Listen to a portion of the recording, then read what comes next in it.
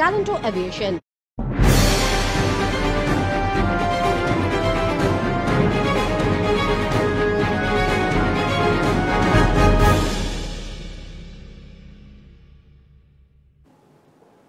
নমস্কার, আরোহী নিউজ লাইভে আপনাদের সকলকে স্বাগত জানাই। আপনাদের সঙ্গে আমি রয়েছি মাসুমা। শুরু করছি নিউজ এই মুহূর্তে। আর শুরুতেই নজর রাখবো যে খবরের দিকে। বেশ কিছুদিন ধরেই অসুস্থ অভিনেতা সৌমিত্র চট্টোপাধ্যায় অসুস্থ হয়ে তিনি কলকাতার বেলভিউ হাসপাতালে চিকিৎসাধীন রয়েছে। তবে যেমনটা জানা গিয়েছে, বেলভিউ সূত্রে খবর, এখন তিনি চিকিৎসার সাড়া দিচ্ছেন। সামান্য শারীরিক পরিস্থিতির উন্নতি ঘটেছে অভিনেতা সৌমিত্র চট্টোপাধ্যায়ের। মঙ্গলবার বাইপ্যাপ খুলে নেওয়া হয় কিছুক্ষণের জন্য। কোভিড এনসেফ্যালোপ্যাথির জন্য ওষুধ চলছে তার। তবে মাঝে মধ্যেই রক্তচাপ ও হার্ট রেটে অস্বাভাবিকতা দেখা দিচ্ছে। সোডিয়াম, পটাশিয়াম, ম্যাগনেসিয়াম সহ ইলেকট্রোলাইট প্যারামিটার অস্বাভাবিক। অস্থিরতা রয়েছে, আচ্ছন্ন ভাব রয়েছে তার। মাঝে মধ্যেই হাত পা ছুটছেন, উত্তেজিত হয়ে পড়ছেন। মস্তিষ্কে স্নায়ুজনিত বেশ কিছু সমস্যার সন্ধান মিলেছে। ইসিজি করা হয়েছে। সিএসএফ ও এমআরআই কন্ট্রাস্ট করে রিপোর্ট বুধবার খতিয়ে দেখা হবে।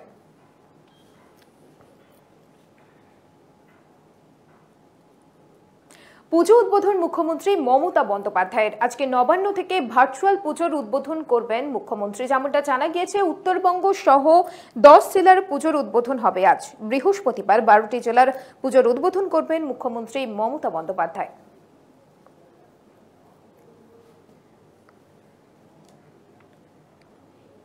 জম্মু কাশ্মীরের সোপিয়ান থেকে গ্রেপ্তার করা হলো 3 মাদ্রাসা শিক্ষককে। যেমনটা জানা গিয়েছে, সেখানকার 13 জন পড়ুয়া জঙ্গি দলে যোগ দিয়েছে।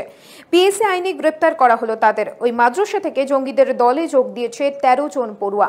মাদ্রাসাটির পড়ুয়ারা জঙ্গিদের দলে যোগ দিচ্ছে খবর আসতেই নজরে রাখা হয়েছিল ওই মাদ্রাসাটিকে। সোপিয়ান, অনন্তনাগ ও কুলগামের বহু ছাত্র ওই মাদ্রাসাটিতে পড়াশোনা করে। ওই 3 জেলার জঙ্গিদের উপদ্রব বেশি। সোপিয়ানের ওই মাদ্রাসাটি থেকে পাশ করেছিল সাজাদ বাট। এই সাজাদি 2019 সালের ফেব্রুয়ারিতে পুলওয়ামায় সিআরপিএফ কনভয়ে আত্মঘাতী হামলা চালায়। ওই হামলায় শহীদ হন 40 জওয়ান। কাশ্মীরের জোনের আইজি বিজয় কুমার জানিয়েছেন, মাদ্রাসাটি চালায় কাশ্মীরের নিষিদ্ধ সংগঠন জামাতে ইসলামিয়া। সিরাজুল ইলাম সাহিব নামে ওই মাদ্রাসার 3 শিক্ষক নামে অভিযোগ আনা হয়েছে। ওই 3 শিক্ষকের নাম আব্দুল বাট, মুহাম্মদ ইউসুফ ওয়ানি ও রৌফ বাট। ওই মাদ্রাসাটি বহুদিন ধরেই গোয়েন্দাদের নজরে ছিল। মাদ্রাসার 6 শিক্ষকের গতিবিধি সন্দেহজনক হওয়ায় তাদের উপরে নজর রাখা হচ্ছিল। প্রয়োজন হলে ওই মাদ্রাসার বিরুদ্ধেও পদক্ষেপ নেওয়া হবে, তেমনটাই জানা গিয়েছে।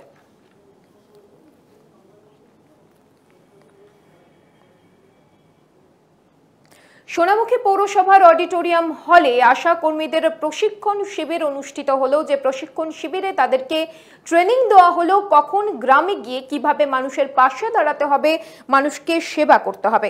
রাজ্যের মুখ্যমন্ত্রী মমতা বন্দ্যোপাধ্যায়ের উদ্যোগে আরবান আশা কর্মীরা রাজ্যের প্রতিটি জেলার প্রতিটি গ্রামে পৌঁছে যাচ্ছেন এবং তারা সাধারণ মানুষের জন্য কাজ করে চলেছেন।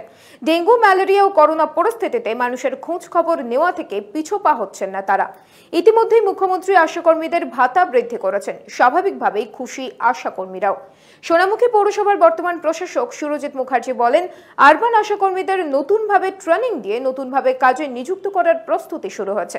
রাজ্যের মুখ্যমন্ত্রীর এই উদ্যোগকে আমি ধন্যবাদ জানাই। দেখুন, এরা আগে ছিল পৌরসভা স্বাস্থ্যকর্মী, আর গ্রামে যারা এই কাজটা করে তারা পরিচিত ছিল আশাকর্মী বলে। এবং পশ্চিমবঙ্গের সরকার এই 2 কর্মীদের সমস্ত সুযোগ সুবিধার মধ্যে একটা সামঞ্জস্য রাখার জন্য। নিউজ এই মুহূর্তে এখন এই পর্যন্তই। অন্যান্য সব খবরের জন্য দেখতে থাকুন আরোহী নিউজ।